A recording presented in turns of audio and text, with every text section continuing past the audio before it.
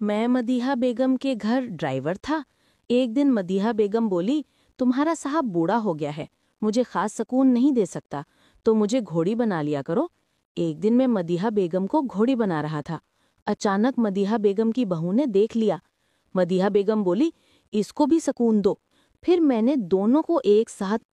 पूरी मजेदार कहानी सुनने के लिए चैनल सब्सक्राइब कर दो। ये उन दिनों की बात है जब काशिफ खान ने मुझे अपना ड्राइवर रखा था। काशिफ खान की पहली बीवी फौत हो चुकी थी और उनसे एक बेटा था जो शादीशुदा था, और काशिफ मलिक की ने दूसरी शादी की। उनकी बीवी खूबसूरत थी जिसका नाम मदीहा था। उनकी उम्र 34 साल थी जबकि काशिफ मलिक की उम्र 57 बरस थी। उनकी पहली बीवी से जो बेटा था वो भी शादीशुदा था।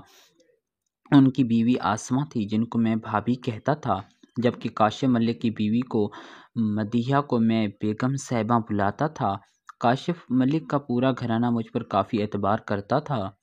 वो मुझे अपने घर का फ़र्द समझते थे। मदीहा बेगम और आसमा भाभी भी मुझसे कोई पर्दा नहीं करती थी। काशिफ मलिक का बेटा गैर मुल्क रहता था। एक दिन मैं अपने कमरे में खुद को हाथों से सुकून दे रहा था जब भी बहर निकला हुआ था।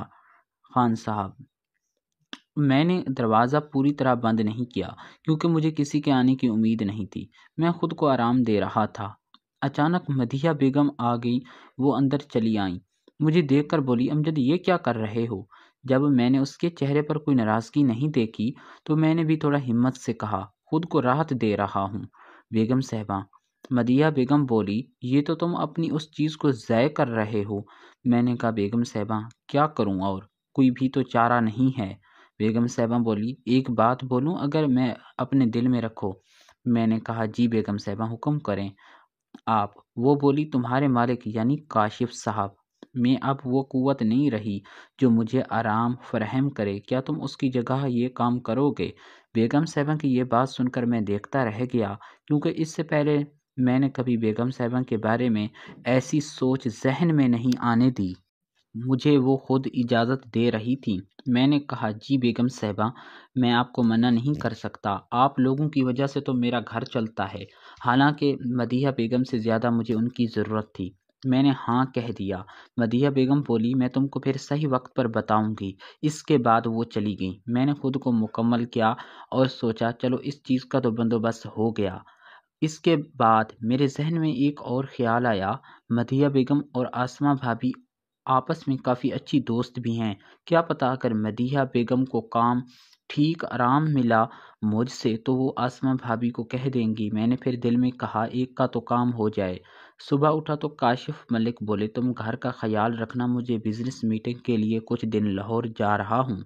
मैंने कहा, जी मालिक बेफिक्र रहें आप। दोपहर को मुझे बेगम साहिबा बोली, अमजद गाड़ी निकालो। मैंने कहा, जी बेगम साहिबा। मैंने गाड़ी को निकाला। फिर मैंने पूछा, बेगम साहिबा कहाँ जाना है? वो बोली, तुम फस्का कॉलोनी की तरफ चलो, उधर काशिफ मलिक ने 2 फ्लैट नए बनवाए थे।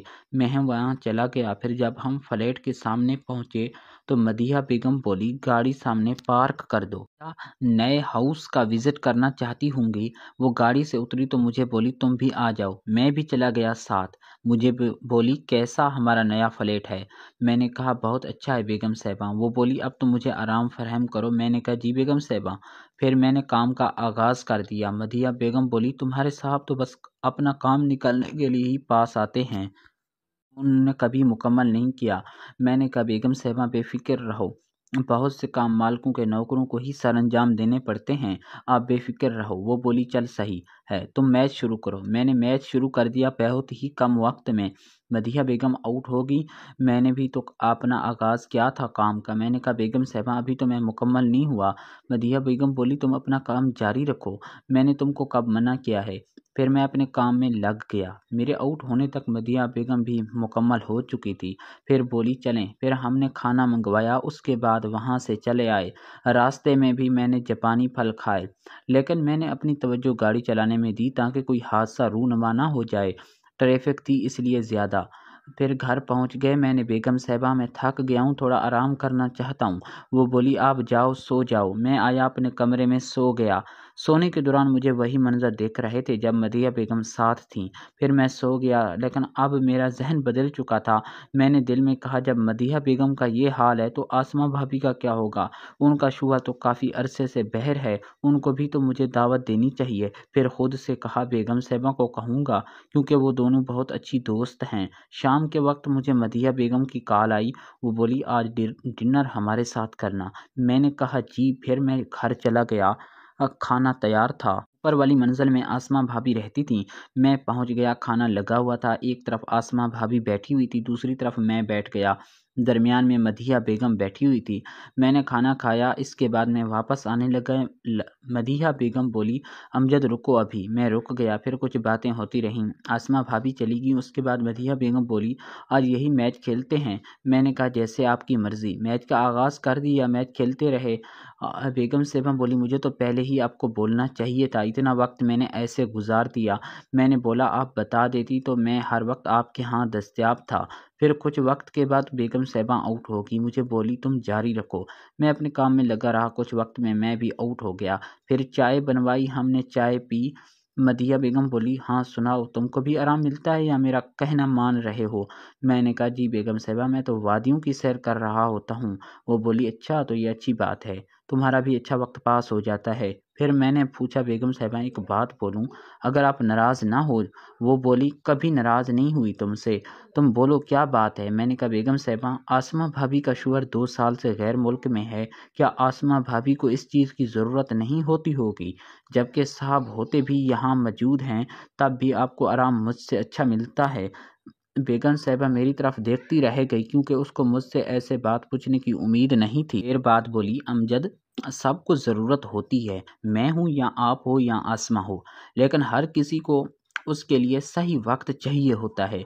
जैसे मुझे तुम्हारे साथ अच्छा वक्त मिल गया। मैंने कहा, अगर आप भाभी से कह दो उसको मेरी ज़रूरत हो तो मैं हाजिर हूँ। फिर मदीहा बेगम बोली, ऐसी बातें नहीं पूछी जाती। मैंने कहा, ओके। फिर मैं वहाँ से चला गया। फिर जब मैं अपने रूम में पहुंचा तो मुझे काशिफ मलिक की कॉल आ गई कि सुनाओ अमजद, सब सेट है ना? मैंने कहा, जी साहब, बिल्कुल हर चीज़ सेट है। फिर काशिफ मलिक बोले, अमजद यार, हो सकता है मैं कल का दिन भी ना आ सकूं और तुम घर संभाल लेना। मैंने कहा, जी साहब जी। उसके बाद मैं सो गया। दोपहर को मदीहा बेगम ने कॉल की।